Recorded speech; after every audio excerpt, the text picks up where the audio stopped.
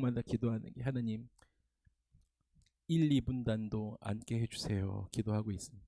2분단이 거의 차고 있으니까 1, 2분단에도 사람들이 하나님의 성도들이 앉게 될 줄로 믿습니다. 2분단이 거의 다 찼어요.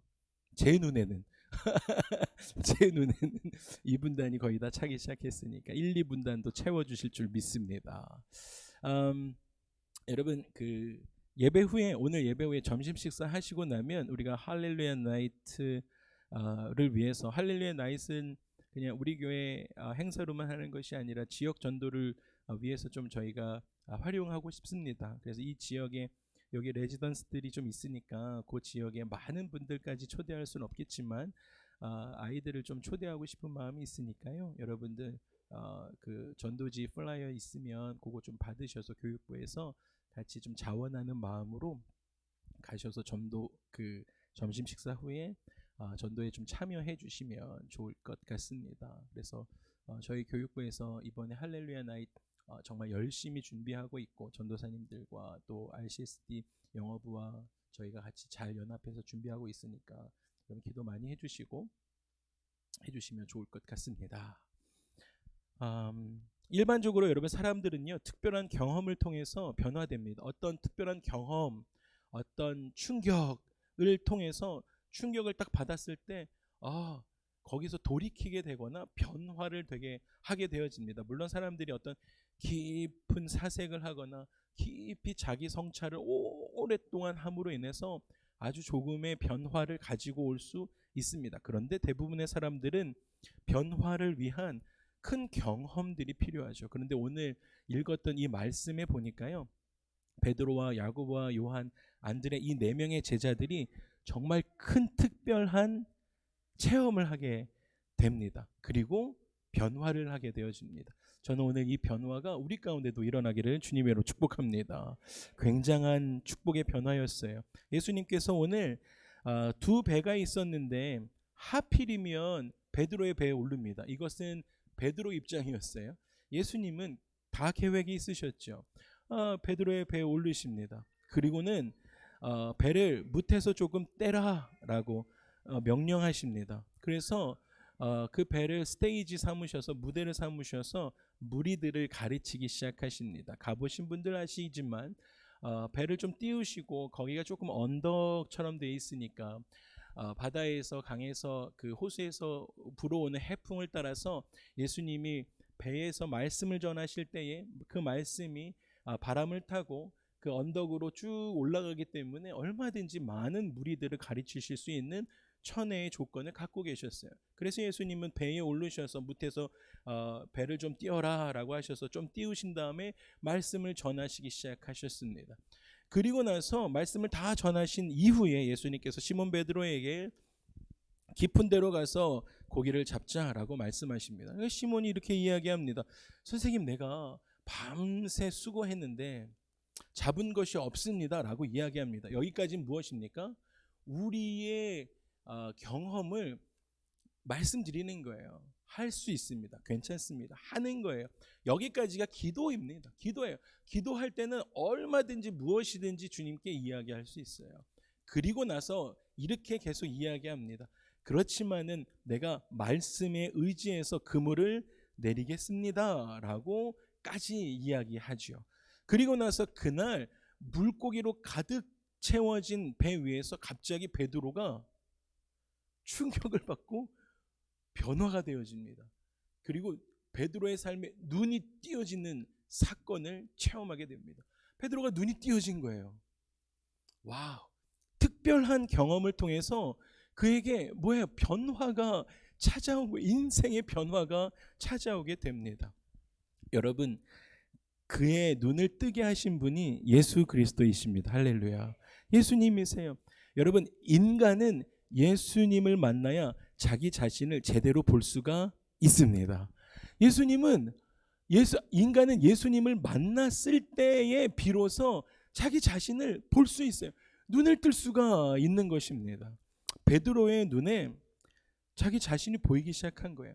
구약에 하나님을 배울 때 그 영광의 앞에서 자기의 모습의 죄악이 드러남으로 인해서 자기가 즉시로 회개하는 일들을 하는 것처럼 오늘 예수 그리스도 앞에서 예수님이 무리들을 가르치실 때 이게 피곤해 죽겠는데 밤새 지금 물고기 잡고 와가지고 피곤하고 물고기 한 마리도 못 잡고 있는데 왜 내 배에 올라가지고 지금 제자들을 가르치고 계신 거지? 라고 예수님을 바라보고 있는 그때의 베드로의 심령 안에는 그 일들이 일어나지 않았었습니다. 그 변화가 일어나지 않았어요. 그랬는데 예수님을 인격적으로 맞이하는 순간 자기의 삶의 변화가 일어나는데 첫 번째 변화가 무엇이었습니까? 자기가 죄인인 것을 깨닫게 되어지는 눈이 띄었다라는 것입니다. 예수님을 인격적으로 만나는 그 순간이었습니다. 예수님을 만나니까 자기 자신을 보게 되었다라는 거예요. 베드로 눈에 자기 자신이 보이기 시작했어요. 예수님 앞에서 자기를 돌아보니까 말할 수 없는 죄인이었어요. 자기가 말할 수 없는 죄인입니다. 그는 자기 자신을 보면서 두려워하기 시작하는 거예요. 어떻게 내 인생이. 그래서 8절에 이렇게 이야기하죠. 시몬 베드로가 이를 보고 예수의 무릎 아래 엎드려 이르되 주여 나를 떠나소서, 여기 계신 도저히 감당할 수가 없습니다. 나는 죄인입니다 라고 고백합니다. 그런데 여러분, 이 말씀이요, 그 변화를 목격했던 모든 사람에게 일어났던 일입니다. 시몬 베드로뿐만 아니라 그의 형제 안드로와 야고보 요한에게도 이 일들이 일어났어요. 베드로의 고백은 베드로만 할 수 있는 그 고백이 아니라 다른 4명의 고백이기도 했다라는 것입니다. 그러자 예수님께서 베드로에게 이렇게 말씀하십니다. 무서워하지 말라. 무서워할 일 아니야. 무서워하지 마라. 이제 이후로는 너는 사람을 취하리라 라고 말씀하세요. 이제 이후에는 너가 사람을 취할 거야. 예수님을 만난 사람에게 일어나는 반응입니다, 여러분. 근데 이걸 원문으로 보니까 사람을 취하리라, 사람을 사로잡는 인생이 될 것이다. 원문을 직역하면 사람을 사로잡는 다는 것입니다. 여러분, 사람을 사로잡는 인생은요, 그가 가지고 있는 그 어떠함, 그 사람이 가지고 있지 않은 그 큰 것이 있기 때문에 여러분 사로잡을 수 있는 것입니다. 할렐루야. 여러분, 우리 가운데 무엇이 있습니까? 진리의 생명이 있습니다. 할렐루야. 그러니까 예수 한번 믿어주세요, 이게 아니죠. 여러분, 우리가 가지고 있는 그 복음의 진리를 선포하며 살아가야 되는 것입니다. 선포하는 거예요. 예수님을 전하는 삶입니다. 그러니까 원문에는 사람을 취하는 것, 사람을 사로잡으며 살아가는 삶이 될 거야 라고 예수님은 베드로에게 명령하셨던 것입니다. 여러분, 그런데 마태복음과 마가복음에는 이 고기 잡는 요 상황이 묘사되어 있지는 않아요. 그런데 그거는 생략되어 있지만 마지막에 예수님이 하셨던 이 말씀은 동일하게 적혀져 있어요. 뭐라고 적혀 있냐면 그 마태복음과 그 마가복음에는 이렇게 말씀하십니다. 나를 따라오라, 내가 너희로 사람을 낚는 어부가 되게 하리라 라고 말씀하고 계십니다. 같은 말씀을 해주고 계세요. 사랑하는 주사랑 가족 여러분, 제자들은 예수님 만날 때 자기가 누군지 알게 되었습니다. 제자들이 예수님 만났을 때 자기가 누군지 정확하게 알게 되는 거예요. 그래서 그들은 예수님을 따르면서 예수님을 따르고 예수님의 삶에 같이 하면서 동참하면서 예수님을 배우고 예수님을 닮아가기 시작했습니다. 부부는 함께 살면서 부부가 서로 닮아갑니다. 미우나 고우나 닮아갑니다. 인정하십니까? 예. 할렐루야. 저랑 사모가 닮았습니까? 그죠? 의견은 다를 수 있습니다. 저도 안 닮았다고 생각합니다. 저는 안 닮았다고 생각합니다. 어쨌든 그런데 여러분, 사랑하는 사람끼리는 닮았다. 근데 그러면 사랑해야 안 닮았다 그러면 안 되는 거구나. 사랑하는 사람끼리는 닮는 것이죠. 부부는 그러면 닮아야 되는 거네요. 네, 닮는. 네, 할렐루야. 그런데 여러분, 어쨌든 예수님을 사랑하는 마음으로 따르기 시작하니까 예수님을 제자들이 닮아가기 시작하는 거예요. 예수님의 제자들이 예수님을 따라가면서 3년 동안 배웠던 것이, 사랑하는 그 선생님으로부터 배웠던 것이 무엇이었습니까? 어떤 비즈니스 스킬을 배웠나요? 예수 그리스도께 사업에 대한 구상을 배웠습니까? 아니었죠. 구약의 율법이 이렇다 저렇다 성경 공부하며 배웠습니까? 예수 그리스도께? 아니었습니다. 여러분, 예수님께 종교를 배웠습니까? 아니었어요.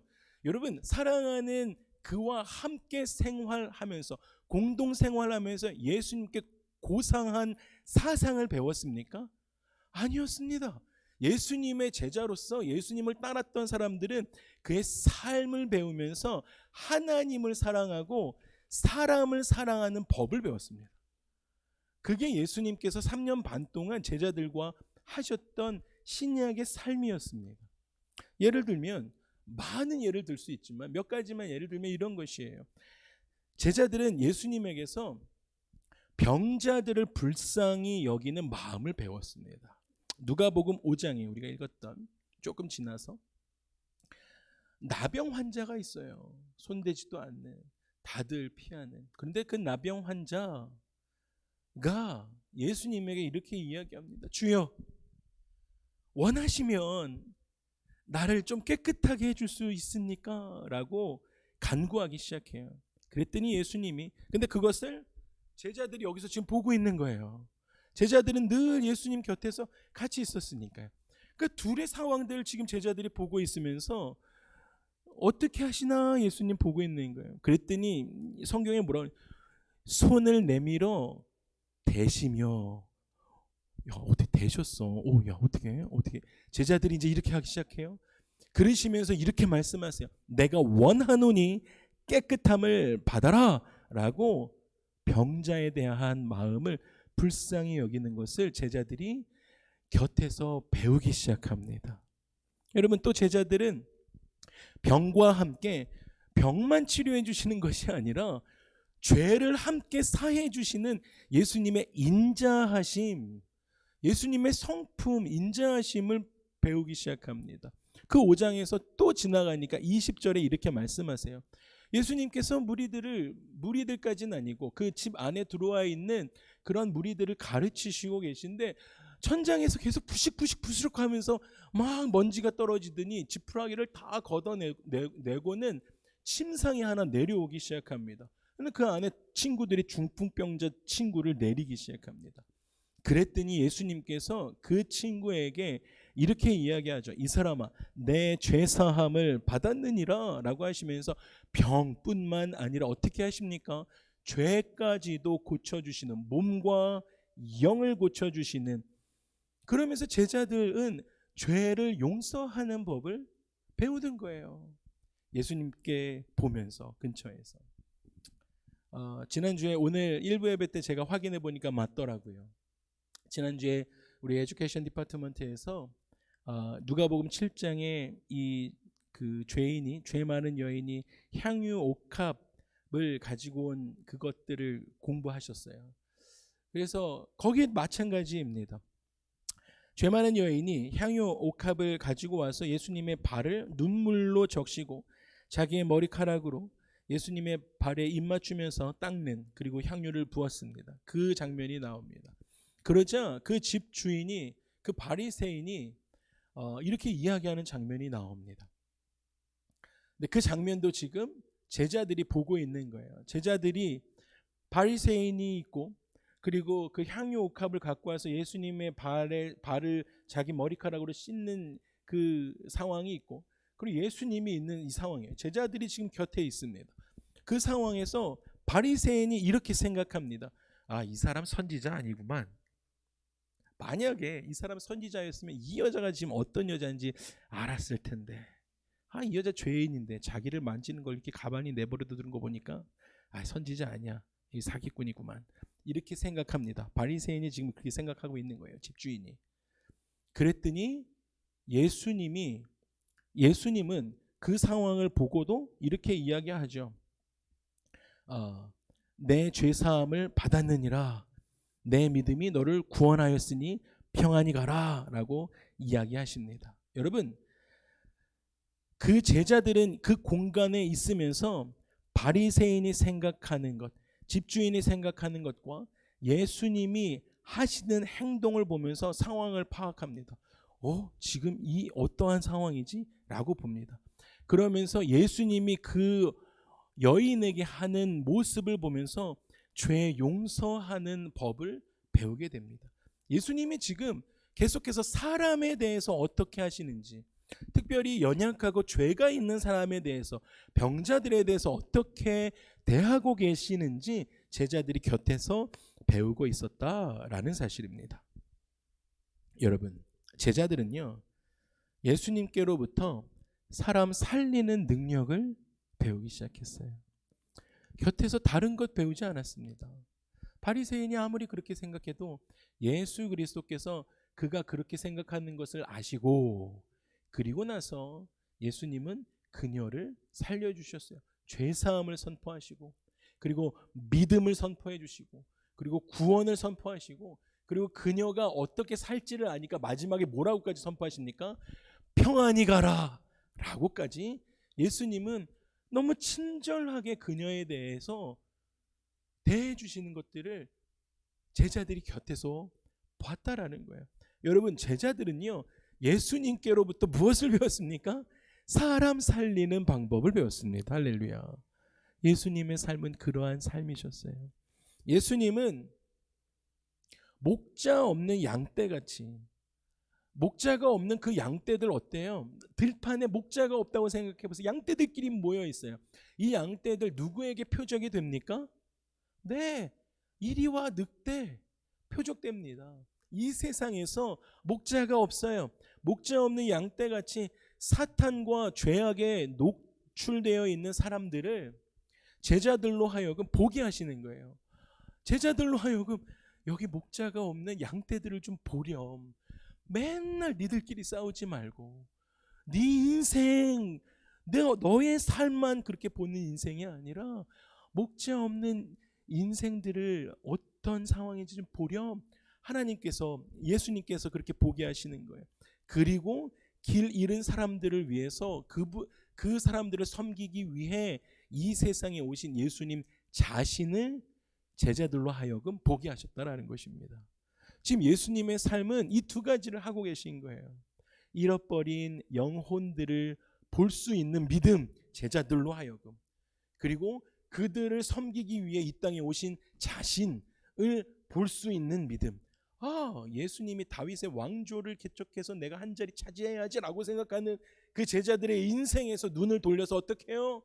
잃어버린 영혼들을 보게 하는 그 모습, 그리고 그들을 섬기기 위해 이 땅에 오신 예수 그리스도를 보게 하시는 것까지, 지금 그 훈련을 예수님이 사람을 보게 하시는 그 훈련을 하고 계셨다라는 것입니다.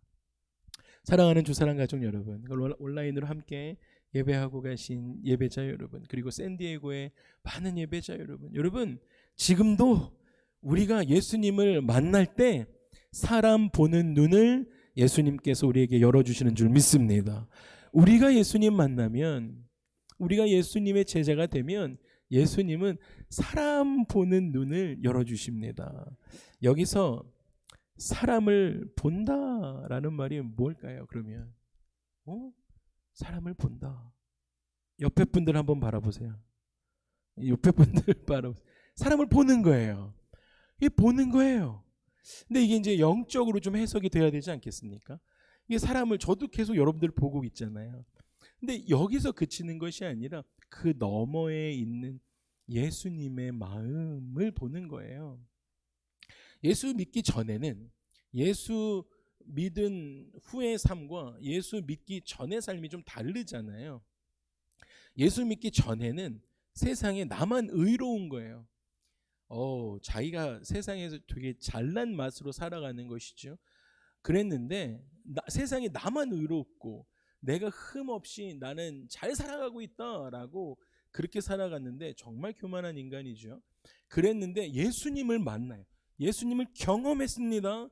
그랬더니 이 사람이 돌이켜서 그 배에서 예수님을 만나서 눈이 뜨였던 것처럼, 나는 죄인입니다 라고 고백했던 베드로처럼 그 사람이 내가 세상에서 제일 의로운 인간이다라고 생각했던 그 인간이 변화되듯이 예수님을 만나더니 나 같은 죄인 살리신 주 은혜 놀라워 라는 그 찬양을 진실되게 고백하며 살아가는 사람, 주 은혜를 맛보며 살아가는 사람의 삶이 제자의 인생이거든요.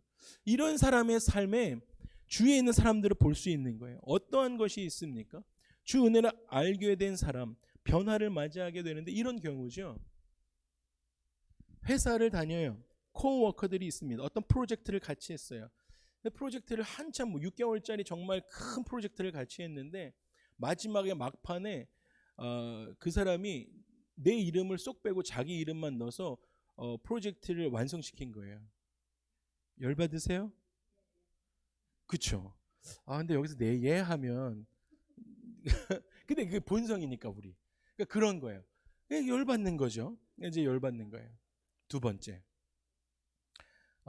그 코어워커가 그렇게까지 했는데 열받았어요. 그러고 났는데 재정적으로도 속인 것을 알게 되었습니다. 사기를 당한 거예요. 세상 말로. 사기를 당하셨어요. 근데 이게 뭐 1, 2천 불이 아니라 생각할 수 없는 큰 돈의 사기를 여러분들이 당하신 거예요. 속으셨어요. 여러분 마음이 어떠십니까? 속상하시죠? 열받으셨어요? 네, 시간이 좀 지났어요. 시간이 좀 지나고 그랬는데 소문이 들려오기 시작했어요. 나에게 사기친 그 인간이라고 하면 안 되나요? 그분이, 근데 인간은 욕이 아니니까 그 나에게 사기쳤던 그분이 어렵게 됐다라는 소식이 들려오기 시작하는 거예요. 귀에. 걔 그렇게 하더니 어려워졌대라는 소식이 들었어요. 근데 그 얘기를 듣고 나니까 여러분의 마음에 아이 쌤통이다 이런 생각보다는 마음에 걸리는 거예요. 그 사람이 불쌍히 여기시기 시작하는 거예요. 우리 에베소서 계속 지난주에 묵상했던 것처럼 하나님의 사람들은 그 마음이 들어오는 거예요. 에이 그 자식 잘 됐네 쌤통이다 더 망해라 이 마음이 아니라 내 마음이 이상하게 변화된, 예수 만나고 변화된 내 인생에는 어쩌냐 그 사람 불쌍히 여겨지는 마음이, 그 사람이 눈을 감으면 기도할 때 눈에 밟히기 시작하는 거예요. 그게 제자의 삶이에요. 여러분 어떤 때는 비즈니스 하시거나 또 어떤 상황에 놓여져 있을 때 그런 경우 있으시잖아요. 정직하지 않은 눈앞에 그 이익이 있는, 정직하지 않은 돈 때문에, 정직하지 않은 이익 때문에 유혹 받으실 경우가 있습니다. 살아가시다 보면. 근데 이거를 옛날 같으면, 예수 믿기 전이면 눈 한번 딱 감고 이익을 먼저 추구하는 경우가 있습니다. 그런데 이게 예수를 딱 믿고 나니까, 주 은혜를 예수님을 만나고 나니까, 그 배 위에서 베드로처럼 예수님을 딱 만나고 나니까 지금은 내가 불이하게 취하는 이 이득 때문에 누군가 손해를 보고, 내가 불이하게 취하는 이 이득 때문에요 누군가 고통을 당할 것이다 라고 생각하니까 그렇게 안 하는 삶이에요. 그렇게 안 하는 삶이 제자의 삶인 것입니다. 손해를 보고 고통당하는 사람들이 눈에 들어오는 삶이 되어진다라는 것이에요. 여러분, 그게 사람을 보는 삶이에요. 그게 사람들이 눈에 들어오는 거예요. 공동체에서도 그런 경우가 많이 있습니다.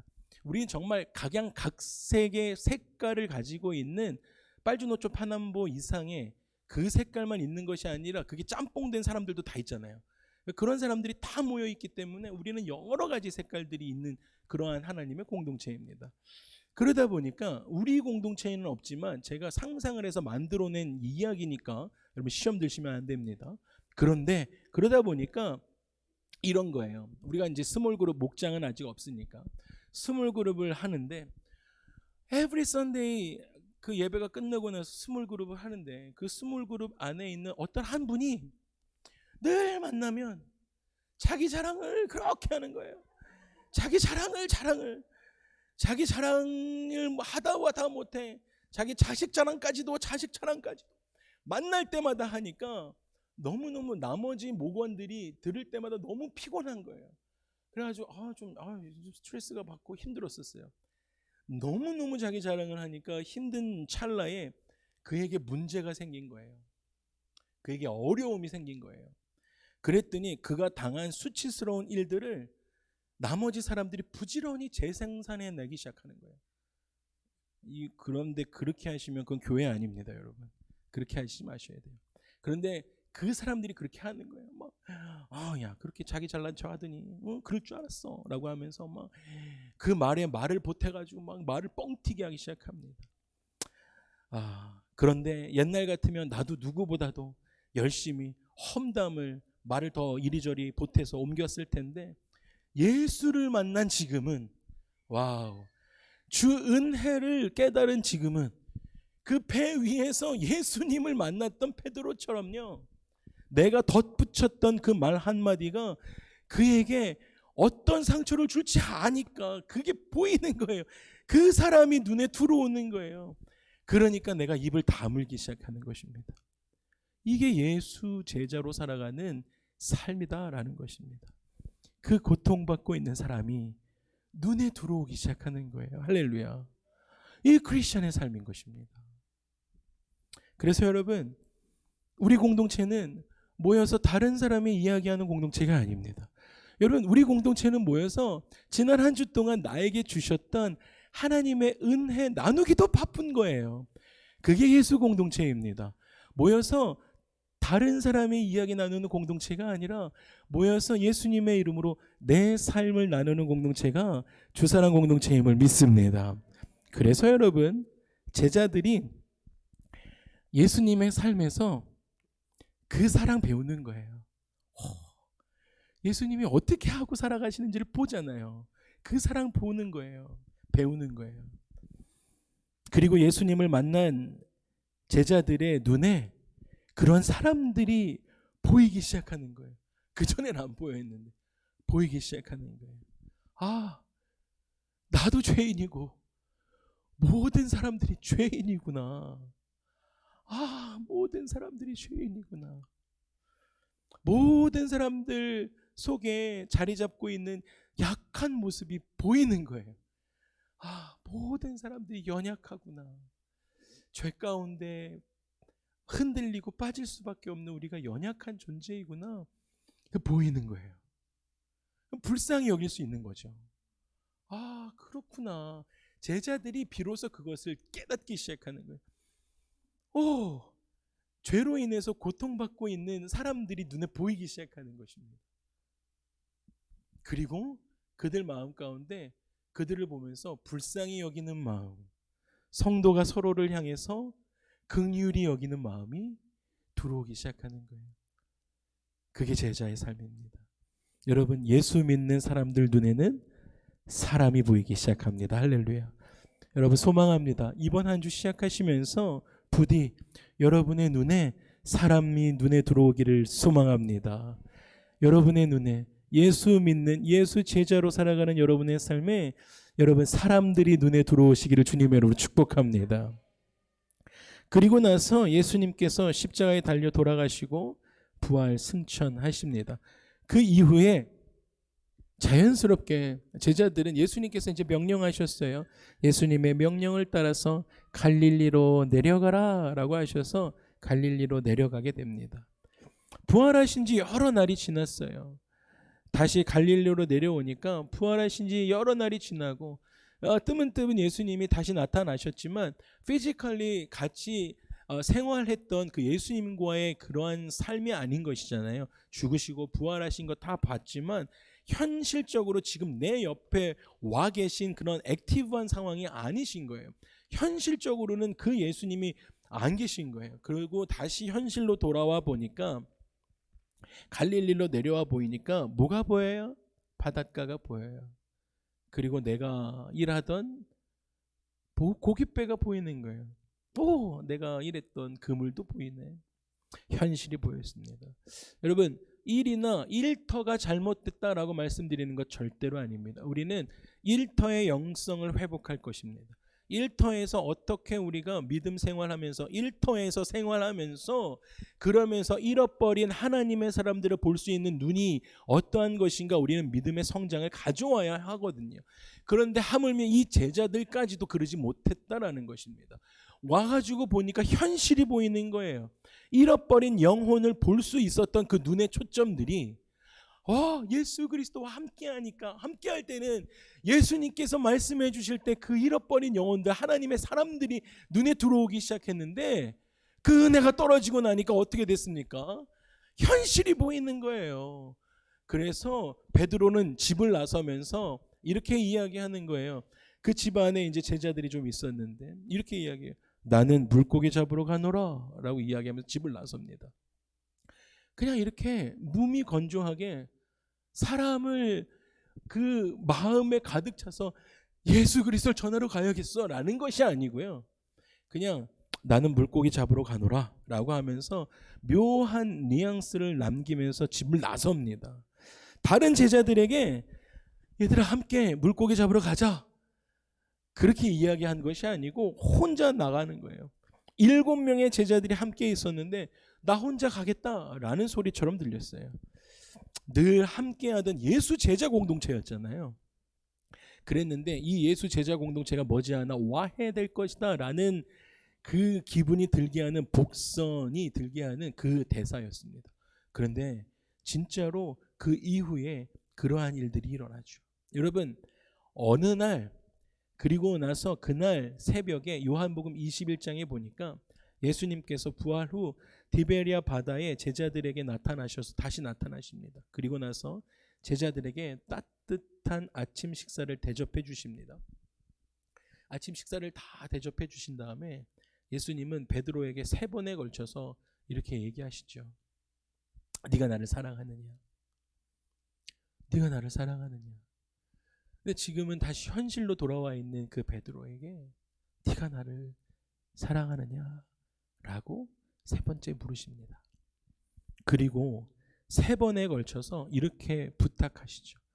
그 부탁의 말씀이 양떼를 부탁한다라고 부탁해요. 그 양떼는 사람에 대한 거예요. 여러분 예수님의 양떼는 예수님을 믿고 따르는 사람들을 가리키잖아요. 예수님의 양떼, 예수를 믿는 사람들을 또 부탁하셨습니다. 그날 새벽의 충격은 이전에 그 빈 배를 가득 채워주셨던 이를 기억나게 해주셨어요. 그 전에 그 배에서 예수님을 만나서 눈이 뜨였던 그 충격을 다시 그 특별한 경험을 통해서 내가 변화됐는데 그 만선이 된 배 위에서 무서워하지 말라. 예수님께서 무서워하지 않아도 돼 라고 말씀하시면서 이제후로는 네가 사람을 취하는 인생이 될 거야 라고 말씀하셨던 그 말씀을 하셨던 예수님께서 이번에는 나의 양떼, 나의 사람을 돌봐라 라고 말씀해 주고 계시는 거예요. 여러분 또 한 번 사람에 대한 이야기 하시는 것입니다. 여러분 예수님께서 지속적으로 우리 가운데 사람에 대해서 말씀하시는 것을 알 수 있습니다. 할렐루야. 여러분 하나님의 관심은 사역에 있지 않고 사람에 있습니다. 할렐루야. 하나님은 사람이 중요하세요. 하나님께 예배하는 자가 중요하세요.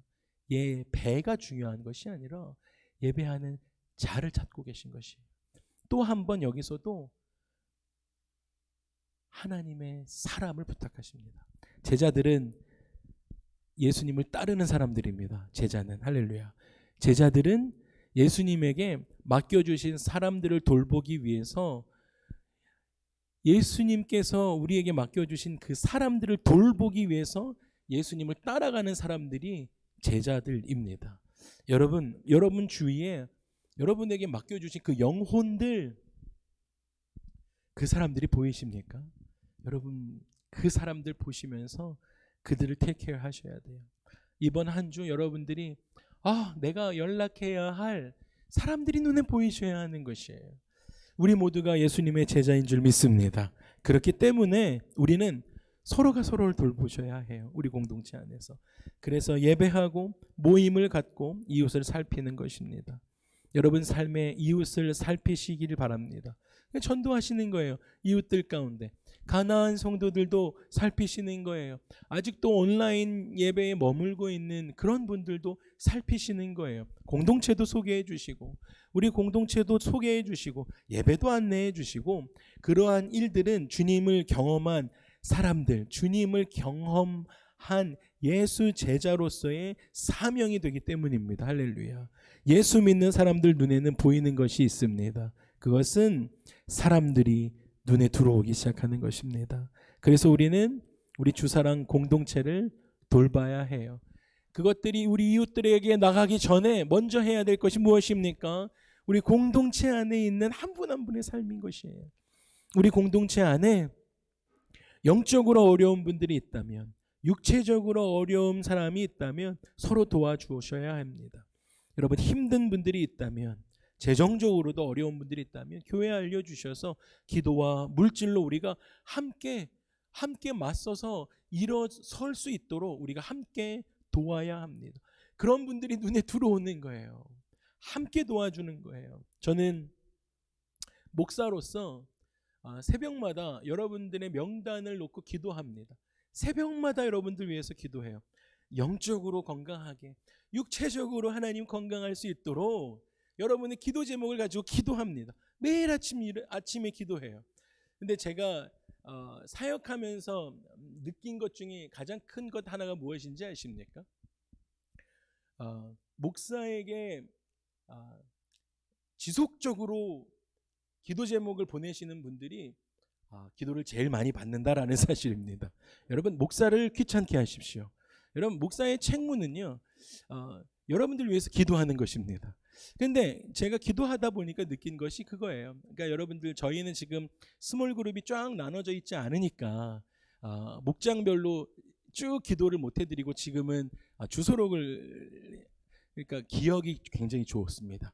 기억 가나다라로 있으니까 굉장히 첫 번부터 기도를 받으시는데, 아침마다 기도할 때마다 느껴지는 건 그거예요. 그러니까 저에게 기도 제목을 계속 부탁하시고 또 만나셔서 기도 제목을 업데이트를 계속 주시는 분들은 이름을 불러가면서 기도할 때 아프신 분들은 아프신 분들대로, 또 부모님을 위해서 기도해 주셨던 부모님을, 또 자녀의 또 그 아픔을 위해서 기도해 주셨던, 그러니까 그런 분들이 계속 정보를 주실 때마다 이름을 불러가다가 멈추고 또 그분들의 정보가 있어야 기도하게 되고. 그런데 여러분 그 정보가 많이 없잖아요. 기도를 제너러스하게 합니다. 그러니까 여러분들 많이 주셔야 돼요. 목사를 귀찮게 하십시오. 할렐루야. 여러분 이거 목사를 도와주시는 거고, 저도 여러분들 위해서 기도할 때 더 많이 구체적으로 기도할 수 있습니다. 여러분 그것이 우리가 그리스도의 사랑으로 서로를 도와주는 거예요. 사랑하니까 제자로서 성도가 눈에 들어오는 삶을 살아가는 것이, 기도하려는 마음이 드는 거예요.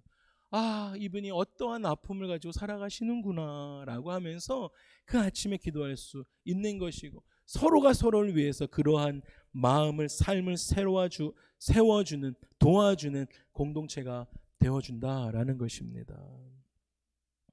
뿐만 아니라 예수께서 장차 앞으로 그의 양떼 가운데 들어올 사람들을 우리에게 부탁하시는 거예요.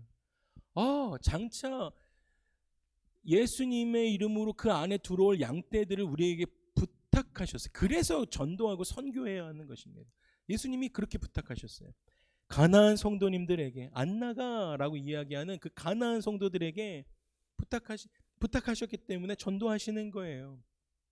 사업 중에, 회사 가운데, 학교 다니시면서 여러분 그 안에서 귀한 영혼들에게 복음 전하셔야 해요. 공동체를 소개하셔야 합니다. 그래서 예수님께서 베드로에게 마지막으로 다시 한번 이렇게 말씀하시죠. 요한복음 21장 19절에 나를 따르라 라고 명령하셨습니다. 말씀을 마무리하겠습니다. 사랑하는 주사랑 가족 여러분,